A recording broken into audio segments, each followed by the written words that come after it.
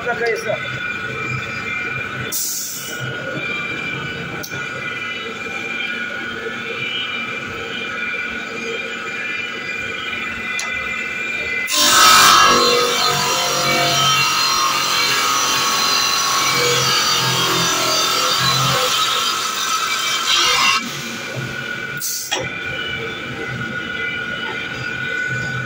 Robot musun be? Robot, robot.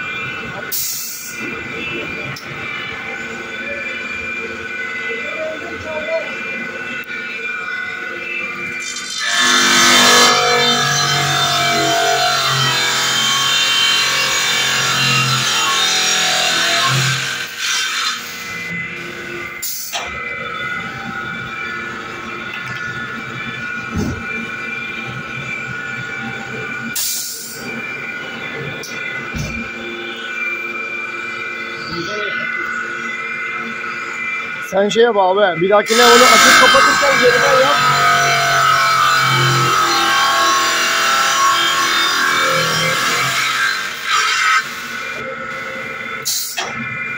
Ne yapalım?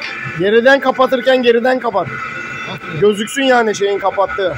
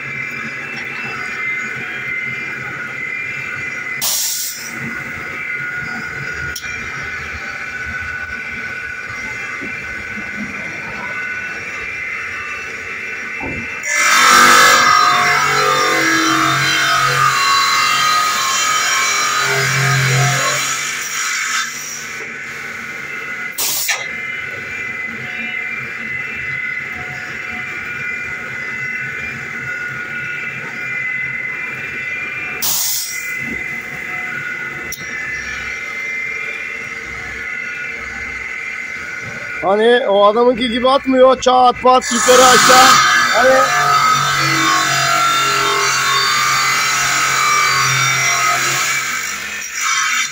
buraya ayrı bir robot yaptık. Robot.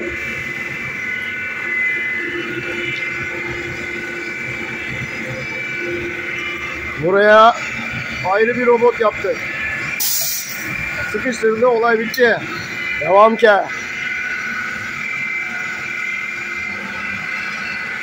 Bu adam nereye bakıyor? Bu adam makineye bakıyor.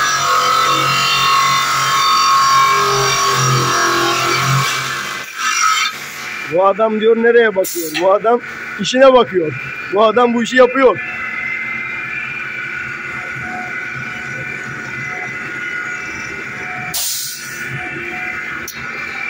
Ne diyor? Bu adamı arıyorum. Acil bulmam lazım.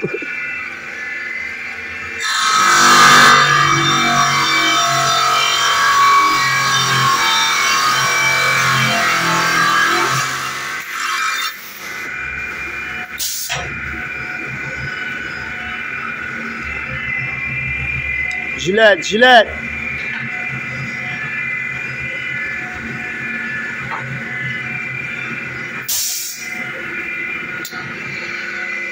Bu da son olsun. Kampa bitti.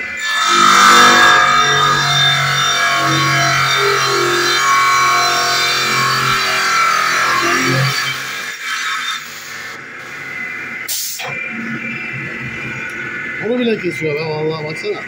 Kitap gibi. Ama su olursa tozamaz en azından.